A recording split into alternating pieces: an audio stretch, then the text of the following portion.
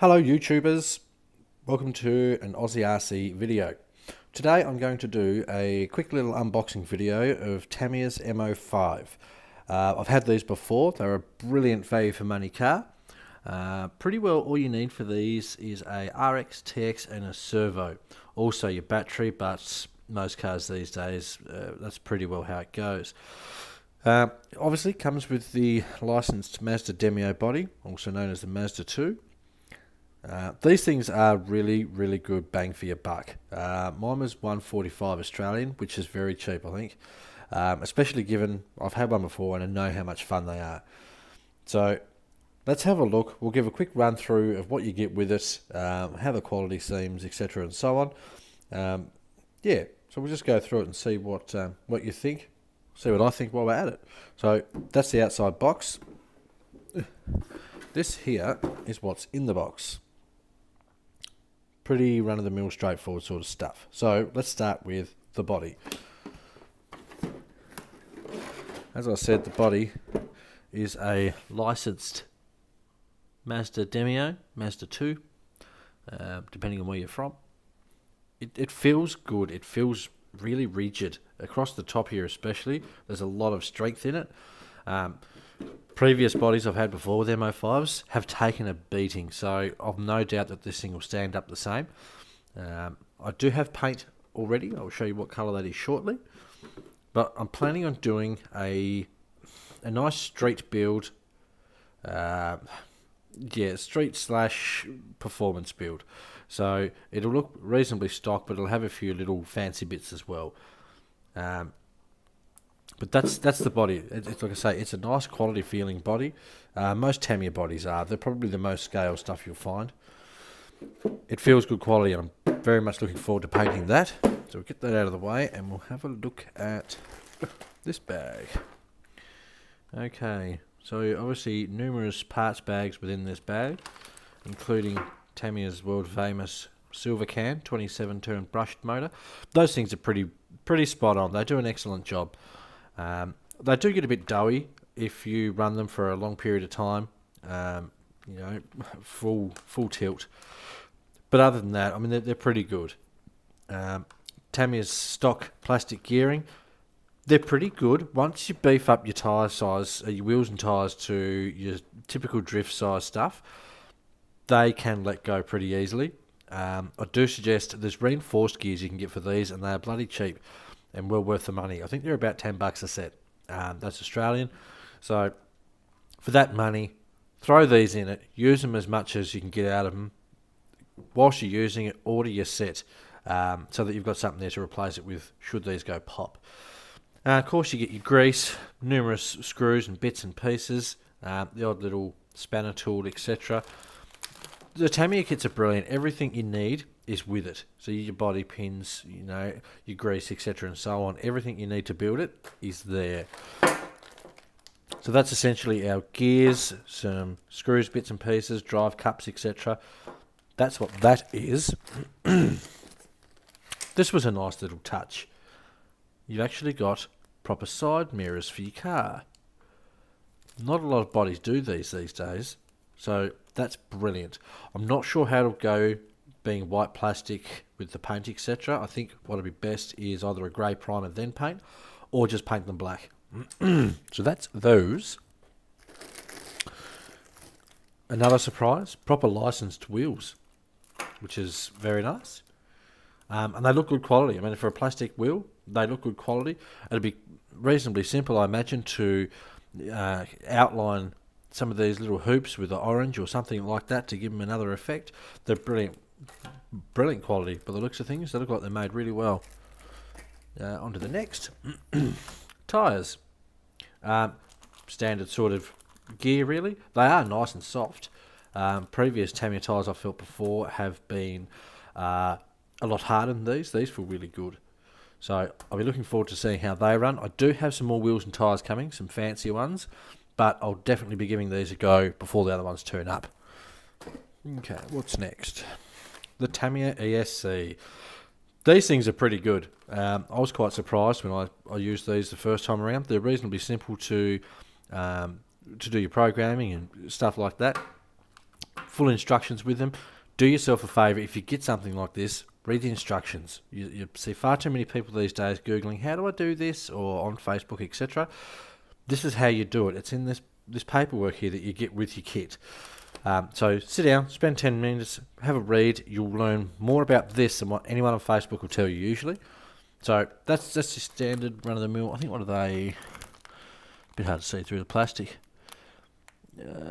It's the O2S ESC. But yeah, brilliant little bit of kit those. And they will run 2-cell LiPo. Next, generic parts bag essentially. So this is your body pins, body posts rather, stuff like that. I mean, it's Tamiya, it's good quality stuff, and it's generally pretty good to put together.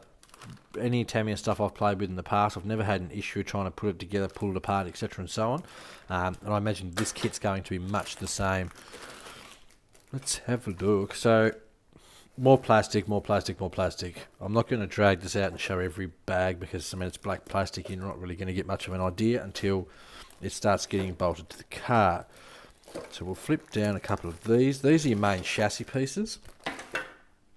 So obviously battery will slide through here. Takes a circular battery, motor hole.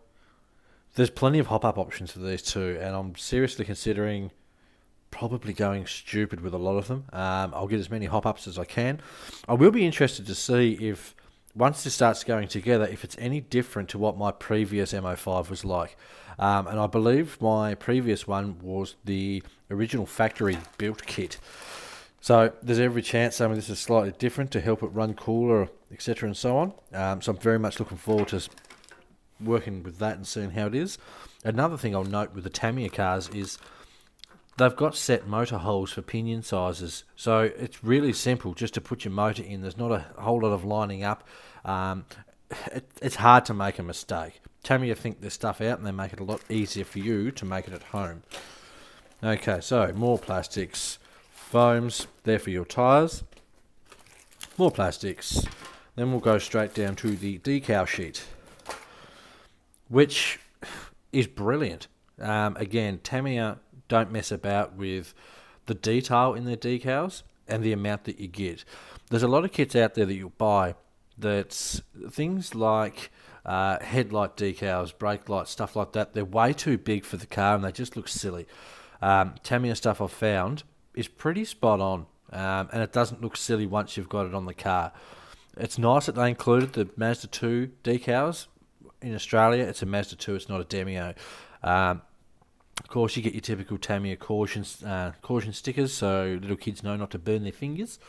But yeah, look, brilliant sticker kit. It's got lots of options there. Obviously, you don't have to use it how it's intended. As it is on the box, you can see sort of how the stickers go, or the factory decals rather. With something like this, don't be scared to play with the different designs. I mean, something like this you could use nearly anywhere on the car. So lots of options. It's good to see that there's heaps of decals and they're really, really good quality. Okay, next. One of the most important pieces, your Tamiya M05 chassis book. You will want to read this as much as possible and pay attention when building. This here, very detailed run through from start to finish. I'm expecting this build will probably take me around 3 hours. I'm not going to rush it. I'll sort of tinker along with it. At some stage, I will replace the plastic bushings with bearings. I'll do another video on that as I do it. But yeah, very detailed. It's done well. You can tell where things are supposed to go, and you don't spend ages guessing. Does this go here? Does that go there? Pulling stuff apart. I know there's a lot of kits out there like that. Tamiya stuff's usually spot on. So I'm really looking forward to building this. And then it's your decal sheet. Should you choose to do your decals how Tamiya suggests. Pretty straightforward stuff, really. Also tells you how to paint, what colours, etc. if you'd like to do the box colour. I will show you in 2 seconds what I've gone with. Then you've got your typical warranty paperwork and another piece of plastic. Okay, so just to hurry this along a bit because it's starting to drag on and you're probably getting bored. That's the colour I've decided to go with for my Mazda. PS17 Tamiya metallic green. I will be backing it with the PS41 bright silver. Hopefully, it'll look really nice when it's finished. That's what I'm hoping for anyway. So, there's a quick little unboxing / review. It's a brilliant kit. They're brilliant cars. The majority of things you get from Tamiya are excellent. You can't really go wrong.